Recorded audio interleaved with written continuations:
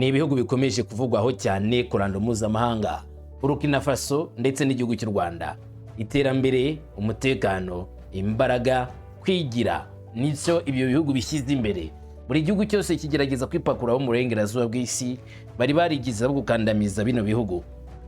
Ariko kuri iyi nshuro bari kugaragaza ubudasa, kugaragaza ibikomeye cyane cyane mu kubaka igisirikare, bakagaragaza ibikomeye cyane mu kubaka ubukungu ndetse no guteza imbere urubyiruko, gufasha urubyiruko kuba abene igihugu bakomeye kandi bishakamo ibisubizo.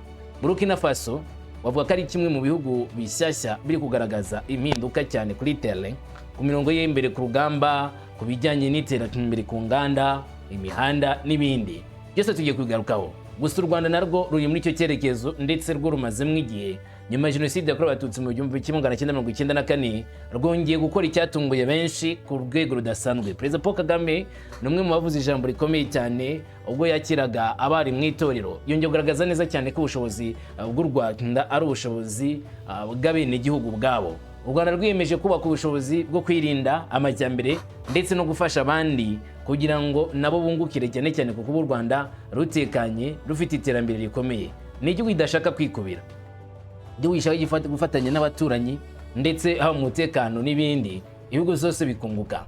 Tugiye kuza turebe ubudasa bwa Burkina Faso ndetse turebe n'ubudasa bw'u Rwanda, n'iki ibyo bihugu zombi bisangiye cyangwa se uko amahanga ariko n'ibyo bihugu zombi. Kandi iyo uri gutera imbere w'umunyafurika ukaba ushaka kugera ku bidasanzwe utari waragezeho, icyo gihe bakwita umwanzi. Ndavuga abera abo mu Burayi n'Abanyamerika bashobora no kuguhagurukira ku rwego rudasanzwe. Bimeze gute? Byagenze gute? Duhereye kuri Burkina Faso, Miami ndetse tukagera n'i Kigali, ni iki kirizina cyabaye, ni iki nyirizina kirimo kuba, ku buryo twakibaza ngo cyangwa se twamenya ngo ni iki twategereza mu minsi iri imbere kuri bino bihugu bitewe n'uduce ibihugu bituyemo. Menya iki ni uduce ibyo bihugu byombi bituyemo, ni uduce buri kamwe kose karangwa n'imitwe itwara gisirikari, aho ibihugu biba bihanganye buri gihe cyane no kurinda umutekano wabyo cyane kurusha ibindi, ndetse rimwe na rimwe bagashyiramo n'agatubutse bagashora imari nyinshi cyane mu gucunga umutekano w'igihugu, kuko baba batekereza ko hari igihe umwanzi ashobora kubaca muri humye akaza agunganya umutekano w'abene igihugu. Ibi bikongera kujyanira cyane cyane no kuvuga yuko bamatse ibihugu hari igihe bafasha iyo mitwe ngo ije guhungabanya umutekano muri ibyo bihugu, mu gihe bavuga ko nyine ibyo bihugu bibasuzugura, bikongera gutera igihombo muri ibyo bihugu nubwo biba bimaze igihe byariyubatse cyangwa se biri kwiyubaka ku rwego ruhambaye. Hari ababa biteguye gusenya ibyo byagezweho cyangwa se ibyo bihugu zubatse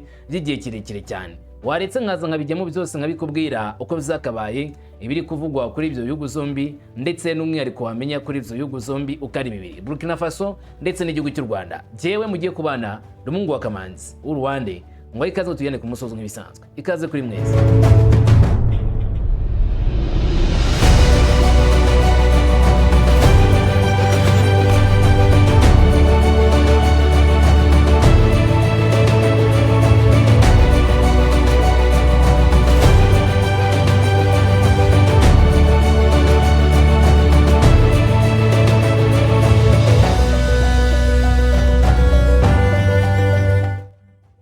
Unyemerere mpere ku gihugu cya Burkina Faso ariko nze kugihuza n'u Rwanda. Ibyo barimo gukora byongeye gurikoroza cyane cyane mu burengerazuba bw'isi, bari kwibaza ngo mbese n'ibihugu nibo bari kwigirira inama, ariko mu Rusiya akavugwa muri byo. Burkina Faso yari imaze igihe kinini cyane iri mu kajagari gakomeye, aho ibihanganye n'imitwe yitwara gisirikari yo mu gace ka Sahel. Iki gihugu cyakolonijwe n'igihugu cy'Ubufaransa, ndetse mu bihe byashize Abafaransa bari bafite ingabo nyinshi muri kariya karere ko guhangana n'ibi byihe byo muri Sahel. Gusa Traore yaje gukora kudeta muri iki gihugu cya Burkina Faso, yima ingoma we n'abandi basirikare. Akigera ku butegetsi, icyo yahise akora cya mbere kibanze ni uguhindura imiterere y'iki gihugu. Igihugu gifite umutungo kamere by'umwihariko or cyangwa se zahabu ndetse na diyama, ariko uwo mutungo utarigeze uteza imbere abene igihugu. Yavuze ko ibyo ngibyo gushyirwaho akadomo. Ibigo bitandukanye z'Abafaransa byakuraga zahabu mu gihugu cya Burkina Faso, ndetse na sosiyete z'indege zavanaga zahabu mu gihugu cya Burkina Faso, ukongeraho n'abanyamahanga babera b'abazungu bajya gufasha Burkina Faso kubona muri umutekano. Ibyo Bwana Traore yabanze kubyirukana mu gihugu cye, avuga ko nta zahabu n'imwe izongera kuva muri Burkina Faso ngo ijye mu Bufaransa cyangwa ikindi gihugu icyo ari cyo cyose cy'uburengerazuba bw'isi, keretse birabaye ngombwa ko bayishyira ku isoko Burkina Faso ubwayo. Burkina Faso, Traore akimara kugera ku butegetsi ahise atangiza gahunda yo gucukura iyi zahabu, hanyuma bakayigurisha ariko bagiye kuzana ibikoresho bitandukanye kugira ngo bikorere inganda iwabo. Ikintu cya mbere yakoze ni ukubaka inganda zitunganya umusaruro w'abanyagihugu, cyane cyane bakunze guhinga inyanya nk'agace gashyuha. Inyanya zababanaga nyinshi zimwe na rimwe zigapfira mu mirima. Yubatse uruganda runini cyane rutunganya sauce de tomate cyangwa se tomato paste, bya bintu mukoresha mu bintu nk'ibirungo ariko ni agatsima k'inyanya, reka ariko tukita. Izi sauce tomate zakozwe mu nganda zashinzwe na Ibrahim Traore zabaye igisubizo gikomeye cyane ku bene igihugu. Bidakeye kabiri, Traore avuga ko kugira ngo arinde umutekano mu gihugu cye bimusaba kugira igisirikare gikomeye ndetse gifite n'ibikoresho bigezweho. Yatangiye gukorana n'igihugu cy'Uburusiya. Bidatenze kabiri, muri Burkina Faso hatangiye kubakwa inganda za gisirikare, aho kuri ubu bikorera bimwe mu bikoresho bya gisirikare harimo n'ibifaro n'uburinzi bw'ikirere. Yego mvuze ni babikorera muri Burkina Faso.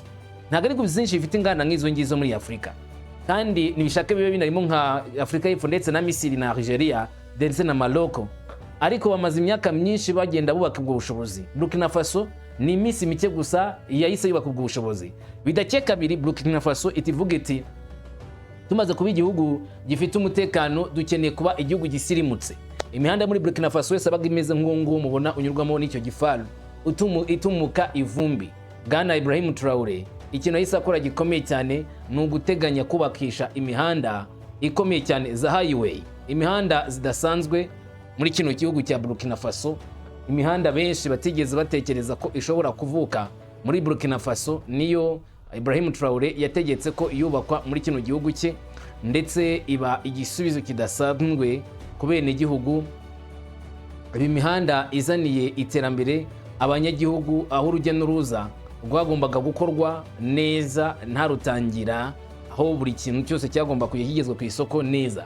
Yubatse imihanda ifite isuku, imihanda ibereye kandi ikorwa n'abanyagihugu. Icyakora mufatanye n'igihugu cy'Uburusiya mu mutekano, mufatanye n'igihugu cy'Ubushinwa mu bijyanye n'ibikorwa remezo ndetse n'iterambere, kugira ngo Burkina Faso ikomeze yiteze imbere cyangwa se ikomeze ijye imbere. Byabaye ngombwa gukorana n'ibyo bihugu zombi, Ubushinwa kimwe n'igihugu cy'Uburusiya, mu bijyanye n'amahoro. Ibi bizongera ubushobozi n'ubudasa bwa Burkina Faso ku ruhando mpuzamahanga, ndetse byongera kwemeza neza uburyo Burkina Faso igomba gukomeza gufatwa ku ruhando mpuzamahanga kuruta uko mbere yafatwaga na benshi. Mbere bayifataga nk'igihugu giciriritse, igihugu gicitse intege, ariko kuri ubu ngubu Burkina Faso bayifashe nk'igihugu nanone gisirimutse, igihugu giteye imbere muri byose, igihugu cyubatse mu buryo buhambaye. Nk'uko rero bigarukwaho cyane cyane n'abakurikirana ibingibi, avuga ko igihugu cy'Ubufaransa nka kimwe mu bihugu byungukiraga cyane muri Burkina Faso, igihugu cyakolonije kino gihugu cya Burkina Faso, ari kimwe mu bihugu byababajwe cyane n'iri terambere rya Burkina Faso, ndetse banategura umugambi wo guhitana Ibrahim Traore banyujeje ingabo zabo mu bihugu bitandukanye birimo na Nigeria. Gusa Bwana Ibrahim Traore amenya ko hari agatego ari gutegwa. Yasimbutse coup d'etat inshuro nyinshi, ndetse n'ubwo ntawavuga ko atakizisimbuka, kuko hari ubwo ngo bagurira bamwe masikare bamurinda umutekano ngo bamwivugane. Icyakora benshi muri bakamubaho intoni, bakamubaho intwari, ntibemere ko atakaza ubuzima. Bati tubuze Ibrahim Traore twaba tubuze na Burkina Faso. Kuri iyi nshuro ntabwo dushobora kwemera kumuhitana. Rero bigaragaza neza cyane ko Traore yakomeze guhindura uburyo igihugu cya Burkina Faso cyagaragaraga, ndetse n'uburyo kigaragara ku ruhando mpuzamahanga. Atuma iki gihugu kiba igihugu gishya, atuma kino gihugu kiba igihugu kidasanzwe, ndetse kugeza amagengo aya ngaya benshi bakavuga yuko Burkina Faso uko igaragara nk'igihugu giteye imbere kuruta uko mbere cyari kimeze nk'igihugu gikennye kandi gifite umutungo kamere. Nibyo Traore yanze, aravuga ati gute dukena kandi dufite umutungo kamere wacu uduteza imbere. Ibyo yarabyanze, ahamya neza cyane ko Burkina Faso igomba kugira iterambere riturutse cyane cyane kuri uyu mutungo karemano uva muri kino gihugu, ndetse uwabene igihugu muri rusange, iyi zahabu, iyi diyama, byose bigabyazwa umusaruro mu guteza imbere igihugu cya Burkina Faso muri rusange. Tukivuga kuri Traore ndetse n'ingabo ze zakoze ibishoboka byose kugira ngo bafashe Burkina Faso gukomeza kugira amahoro n'umutekano, ndetse banazana ibikorwa by'iterambere muri kino gihugu. Amakuru yandi atangazwa na y'ibijyanye no kuba muri Burkina Faso yarakoze ibishoboka byose akafasha urubyiruko kujoininga igisirikare, abandi bakajya mu myuga kwiga ubumenyi ngiro kugira ngo bafatanye n'abandi basanzwe bakorera mu mirimo itandukanye kugira ubushobozi bwo kubaka igihugu gikomeye. Ubu ngubu muri Burkina Faso bageze ku rwego rwo kwikorera imodoka z'amashanyarazi, muziki nyinshi zitumizwa mu bihugu nk'Ubushinwa, ariko muri Burkina Faso ubwabo bikorera imodoka nziza kandi nyinshi z'amashanyarazi zigomba kogoga imihanda yose yo muri Burkina Faso. Ibyo benshi bavuga yuko ari igisubizo cyari gikenewe cyane cyane ku bene igihugu wa Burkina Faso, aho komeza gushora imari bajya kugura imodoka ku ruhando mpuzamahanga bakagura izi wabo zakozwe n'inganda zabo. Ibi ngibi benshi babishimira Traore kuba yarageze ku rwego rudasanzwe rwo gufasha bene igihugu guteza imbere ubumenyi bwabo ndetse no gutuma amafaranga yabo adakomeza kuba imfabusa ajya kugura iby'amahanga. Kuri ubu rero Burkina Faso isa nk'itarebwa neza na Leta Zunze Ubumwe za Amerika, ndetse Leta Zunze Ubumwe za Amerika inashinjwa kuba yaragize uruhare cyane cyane mu gutegura abashobora guhitana Ibrahim Traore. Ikindi cya kabiri, igihugu cya Burkina Faso ubu ntikirebana neza n'igihugu cy'Ubufaransa cyabakolonije. Igihugu cya Burkina Faso ntabwo kivugana neza kandi nanone n'igihugu cy'Ubwongereza kimwe n'ibihugu byose by'Uburayi nyirizina, dore ko byose bisangiye inyungu. Burkina Faso isa naho yashyizwe ku ruhande iri yonyine, ariko ikomeje kwigira. Nyuma ku ruhande rw'u Rwanda niho tugiye, nubwo hari ibindi turaza kugarukaho. U Rwanda rwiyemeje kubaka ubushobozi. Mu 1994 u Rwanda rwakomeje gukora bikomeye cyane byo kunga Abanyarwanda, ariko no kubaka igihugu gishingiye kuri cyo ubwacyo, apana gushingira ku nkunga z'abanyamahanga. Inshuro nyinshi u Rwanda rwakunze kugaragaza ko kwigira ari ikintu cy'imbere cyane cyangwa se cy'ingenzi.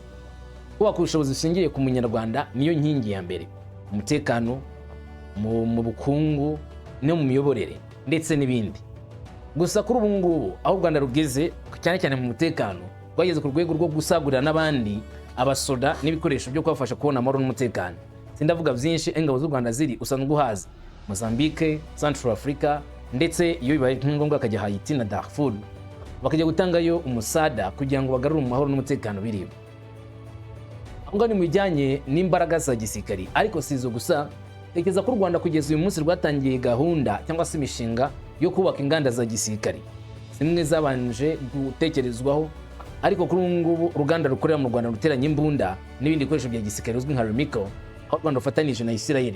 Ntabwo ari igikorwa cyoroshye kuko ari ibihugu byinshi bifite n'ibikoresho byinshi cyangwa se umutungo kamere bitigeze bigira kuri urwo rwego rwo kubaka ubushobozi bwo kugira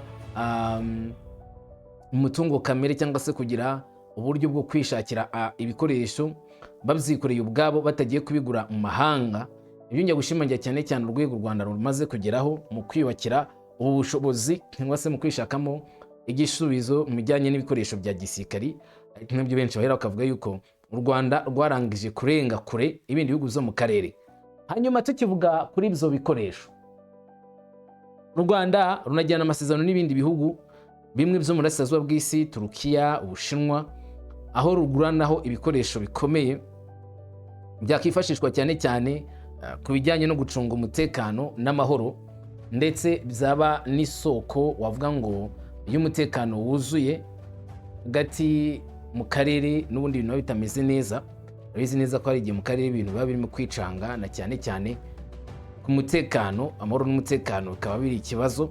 Kuri ubu rero u Rwanda akaba ari mu mushinga ukomeye wo gufatanya n'abandi babyifuza kubaka ubushobozi muri kano karere, aho amahoro n'umutekano ari ikintu cyangombwa. Perezida P.Kagame asoza itorero ry'igihugu muri ku munsi w'ejo hashize, yongeye kuganiriza urubyiruko ko u Rwanda atari agahugu gato nk'uko babivuga, ndetse ko umutima w'Abanyarwanda ugomba kwishakamo igisubizo. Asaba urubyiruko guhanga imirimo, kwanga kurera amaboko, ndetse no gutuma igihugu gikomeza gukomera. Ibi bikaba biri muri wa mujyo u Rwanda rurimo mu cyerekezo cyo kuba igihugu gikomeye. Ibuka ko u Rwanda usibye kuba ruri guhana isura nziza umujyi wa Kigali, usibye kuba ruri gukora ibikorwa byo gufasha ababwiyemezamirimo bakiri batoya, usibye kuba ruri gukora ibijyanye no kubaka ibyanya byahariwe inganda, usibye kuba ruri gukora ibijyanye no gukomeza gahunda z'umutekano, usibye kuba rurimo gukora byinshi byo muri icyo cyerekezo, u Rwanda ni kimwe mu bihugu cyane cyane yo gufasha urubyiruko kwihangira imirimo no kubashakira isoko. Ikindi kandi ni kimwe mu bihugu byinshi bikomeje gushyira imbaraga cyane mu burezi bufite ireme. Reka twumve amagambo Perezida Paul Kagame yabwiye runo rubyiruko ndetse n'uburyo u Rwanda rugomba komeza kwiteza imbere. Kimwe nk'uko Burkina Faso iri kubijyamo, ibihugu byombi ngo bikomeze kuba ibihugu by'imitamenwa. Wibuke bose bahanganye n'ibibazo by'umutekano muke baterwa n'imitwe y'inyeshyamba ifite n'abayishyigikira. Ukamenya ko ikindi kandi ibyo bihugu byombi binasangiye uburyo bwo kwigira mu buryo bw'umutekano. Ubundi abenshi muri Afurika baba bahegamiye ku bandi, mu buryo bw'ubukungu ndetse n'ibindi. U Rwanda na Burkina Faso kandi bakaba bari kurebwa neza muri iyi minsi n'abanyaburayi ndetse n'abanyamerika. Yego uyu munsi u Rwanda rwo ntabwo ruri kurebwa neza n'abanyamerika n'abanyaburayi, ndetse rwafatiwe n'ibihano bikomeye bitewe ngo n'intambara ikorera mu burasirazuba bwa Congo. Icyakora ni muri wa gahunda u Rwanda ruvuga ko ari kwirindira umutekano, kuko rwashyize ingamba ku mupaka nkuko ruvuga kugira ngo ruhangane n'imitwe ishaka guhungabanya umutekano irimo FDLR. Ariko ibi ngibi kuri Leta Zunze Ubumwe za Amerika ngo si ukuri, ahubwo ni icyaha kuba barinjiye mu butaka bwa Congo. Urumva ko uko Burkina Faso bayimereye ngo bitewe no gufatanya n'igihugu cy'Uburusiya, niko n'u Rwanda rwo rutorohewe bitewe no kuba ngo rwirindira umutekano. Reka twumve iryo jambo rya His Excellency Paul Kagame aganira n'urubyiruko icyo yababwiye. Uko twahana amahoro abana iyo byanze ahandi bigana. Muribuka kera icyo gihe nababwiye turi hanze, turi impunzi, twajyaga tunyura ahantu henshi mu mahanga, tukabwira ariko iwacu ni Rwanda, turashaka gutaha, ntabwo tuzabaho mu buhunzi gusa ngo tube mu refugee camps bitagira amaherezo. Kuko babaza ariko twakoze iki, habaye iki? Rimwe na rimwe abo bakaza bakavugisha leta yari iri hano, leta ikabasubiza ngo ariko ngo igihugu ni gitoya, abo ngabo bagume ntabwo babona aho bajya, ngo ntabwo twabona aho tujya kandi ariho twavuye. Ntabwo bishoboka ngo gumiyo ubeho ubuzima bwawe uri impunzi, n'abo uzabyara n'abo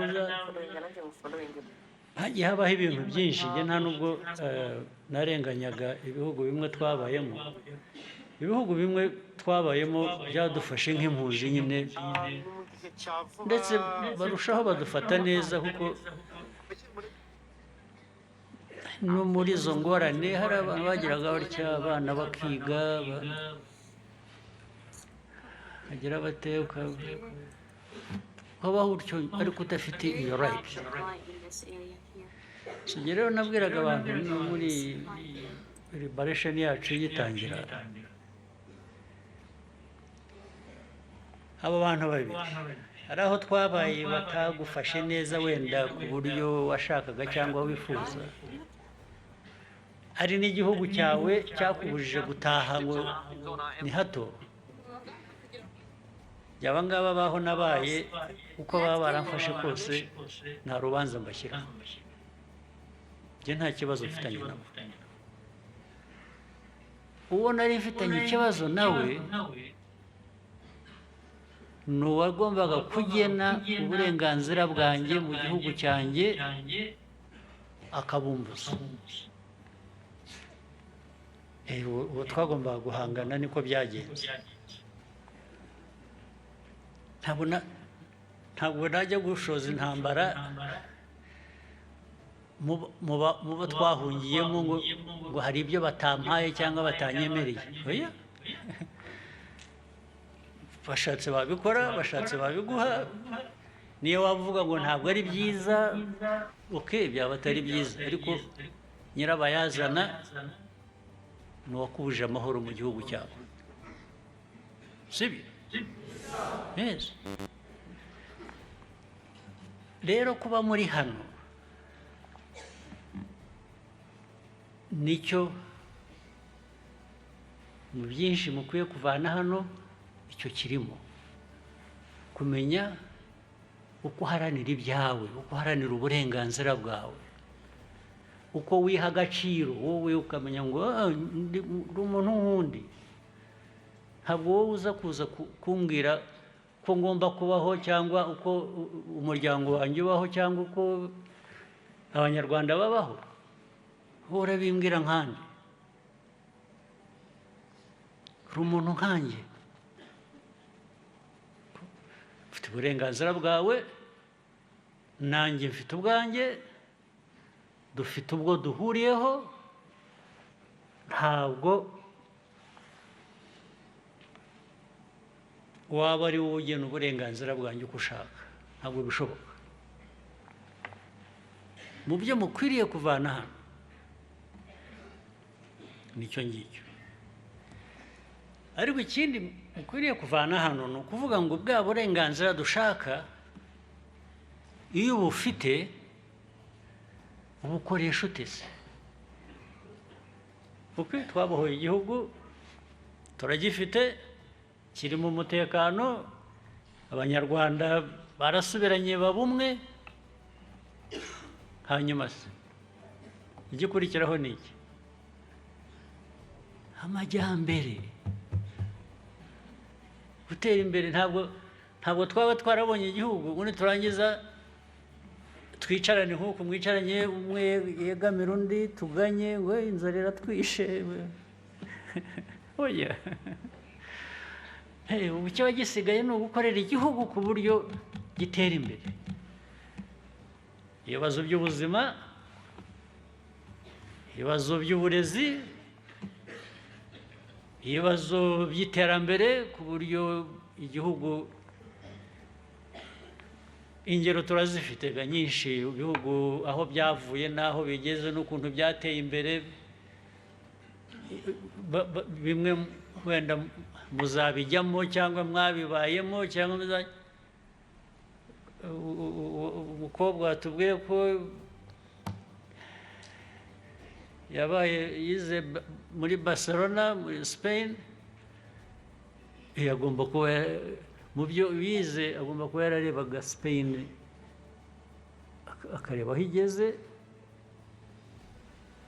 akanamenya ko mu myaka nk'ijana ishize ntabwo ari kuriya Spain yari imeze. Yateye imbere ite rero kuva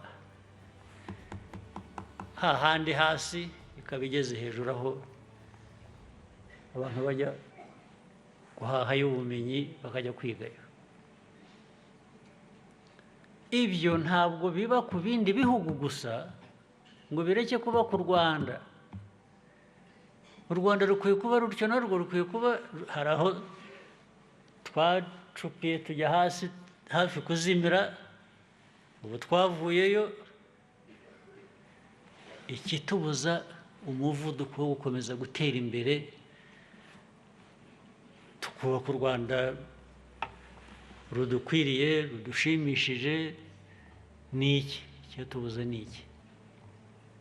Mwebwe muri aha abana bato, icyababuza ni iki?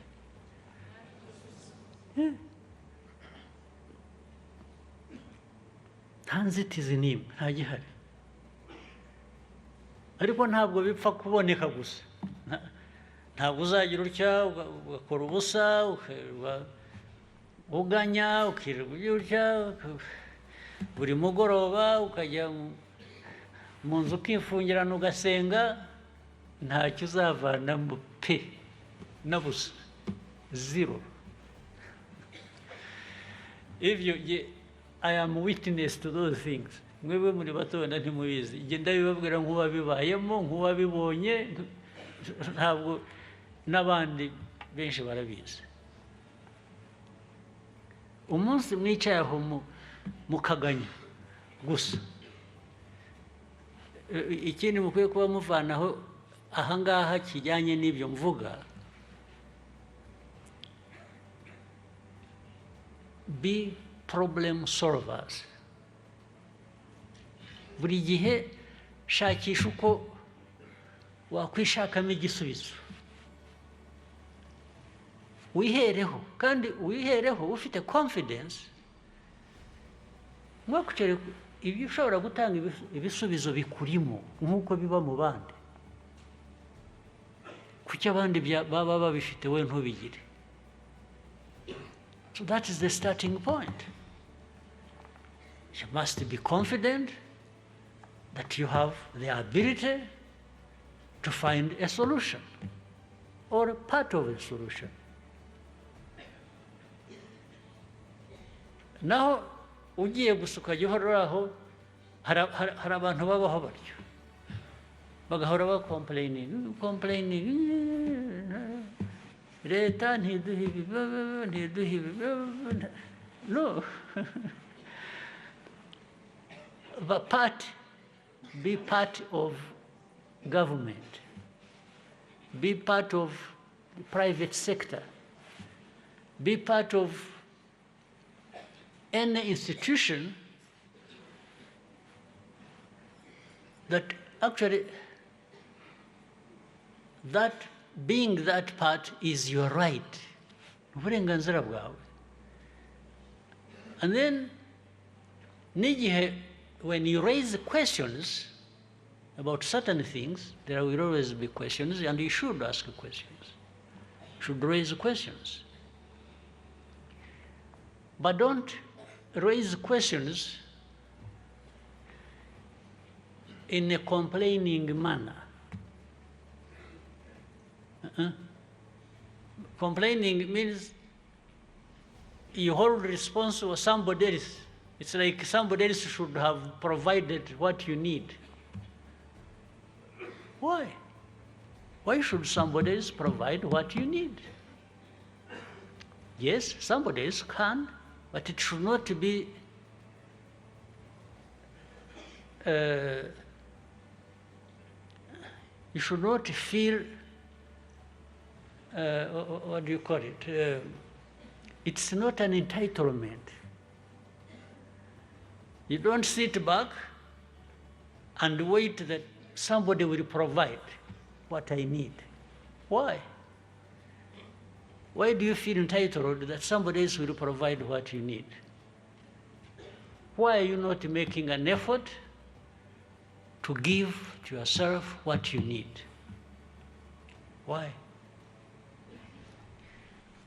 The good question will come up if in your right you had something, you were able to do something, and somebody else stands in your way and blocks you. Then you have a right to say, no, don't stand in my way. Or, let's work together, me and you, especially young people, where if you want to work in the private sector, if you want to do business, if you develop an idea in you, try to find something you're capable of doing, depending on your background. And then, I'm sure some of you here, you are not all foreign to each other. Some of you are friends or colleagues, or even same family members. So if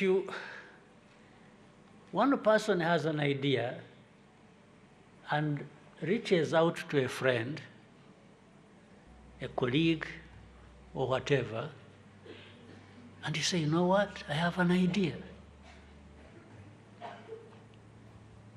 If the other one you are talking to doesn't have an idea, actually that may prompt that person to develop an idea quickly. And his idea or her idea and the other one, the three people coming together and say, let's do something. That is possible,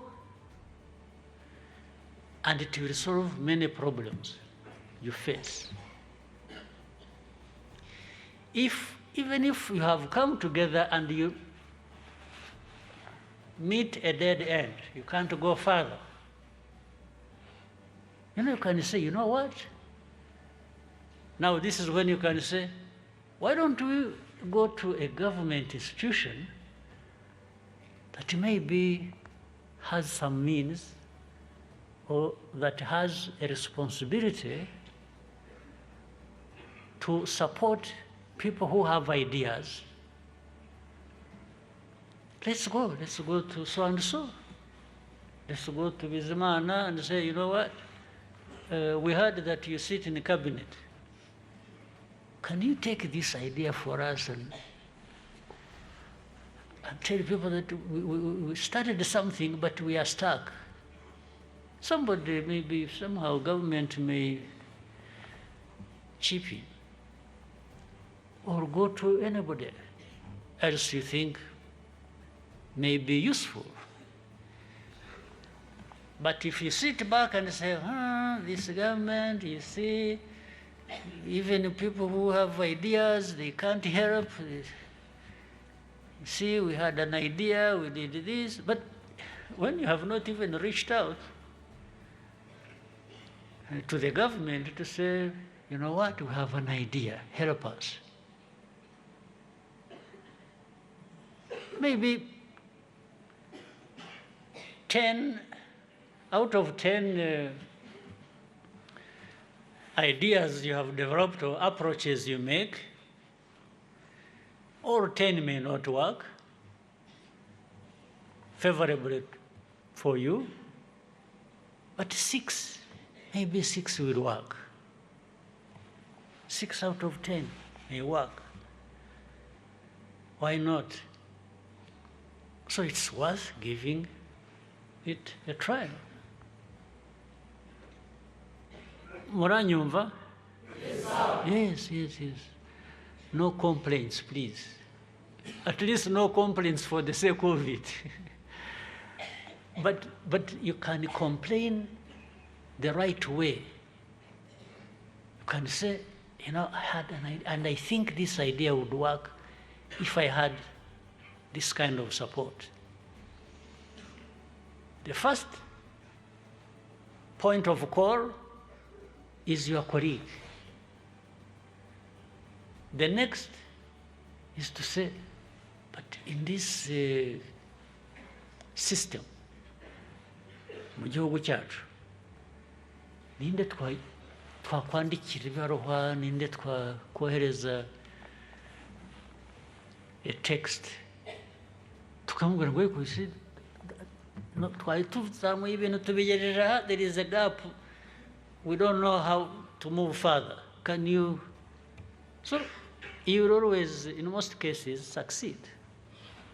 You will get somebody giving you an idea to take it further, or some material contribution that may actually make it work.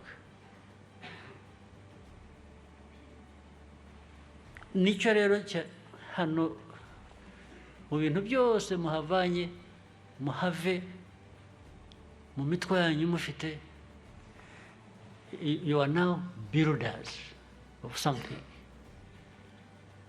You are problem solvers. You are innovators.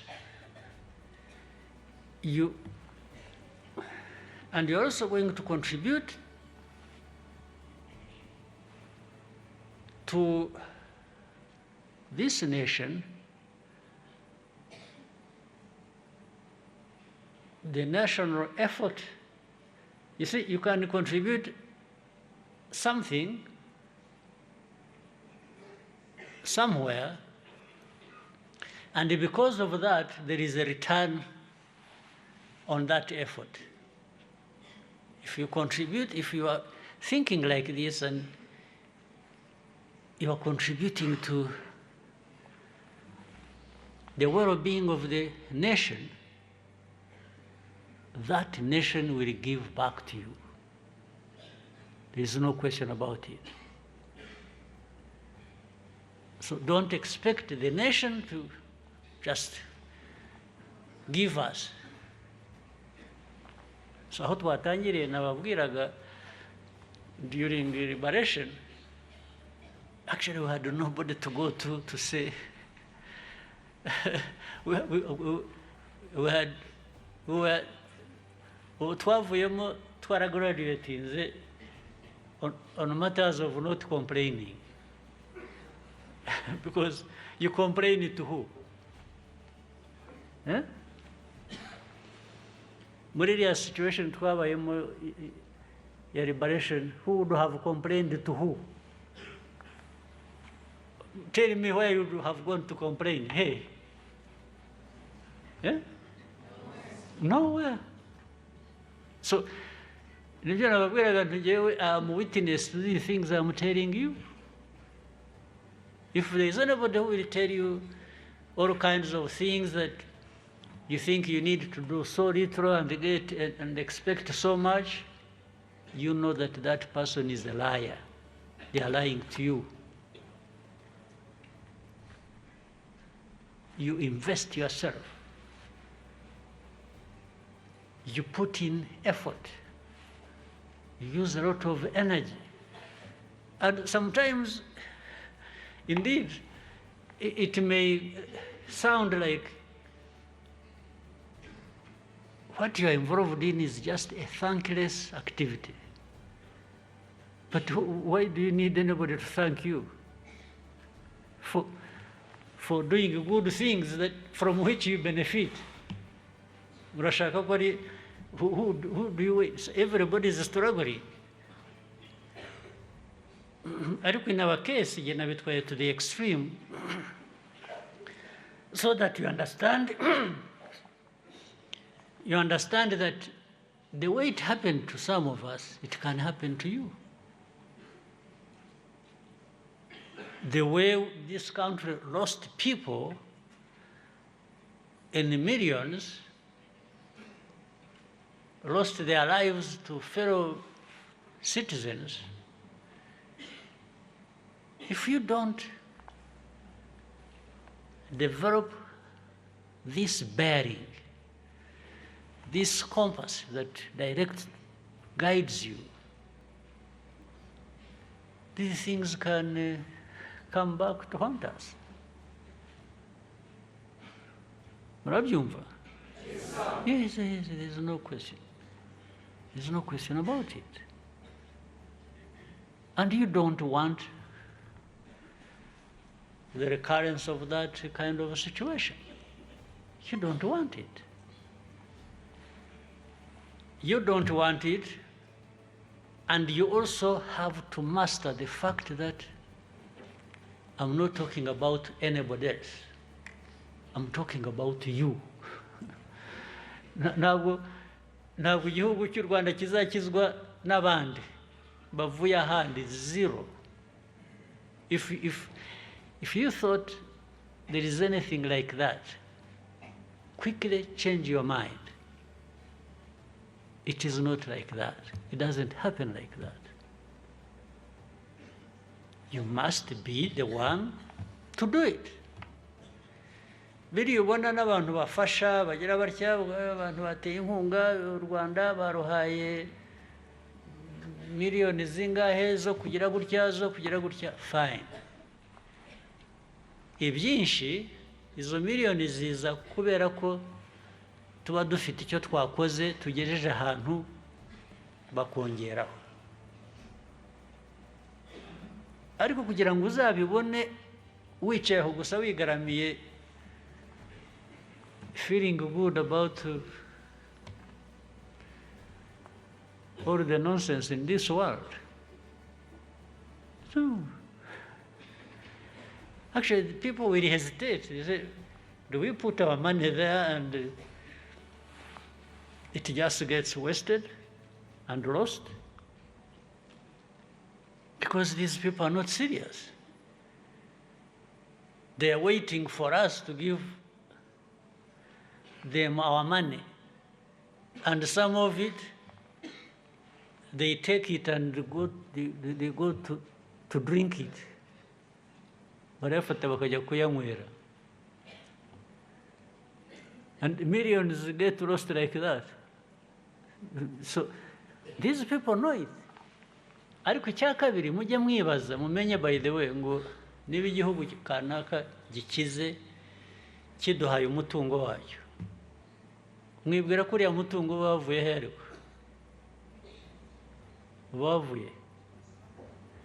bavuye mu baturage babo. You get it? Yes. So kuki habaho abaturage b'ibice by'isi bindi bishaka kubaho kandi biriho bibeho neza, ukabona ko bagomba kwibuka ko ubakeneye, bagomba kugira icyo bakohereza. Iyo batabyohereje bigenda bite? Urapfa? Yes, you can't wait for somebody to feed you. You must strive to feed yourself. There are no two ways about it.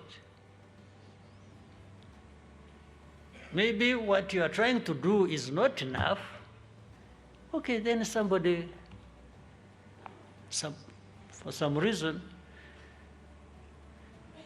will show up and add to your efforts. But if you think we shall sit back and expect to be given resources of other countries, of other citizens, first of all, it is a foolish thing. It's absolutely foolish. Of any people who would sit back and expect that somebody will look after them. No.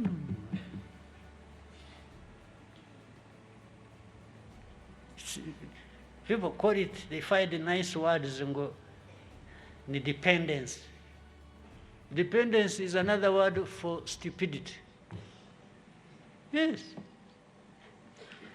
If I have a mentality that I will depend on other people, I will depend on them, that is dependence, it's because I'm stupid. If I really subscribe to that, if I did that, I would be stupid. So you Rwandans avoid that.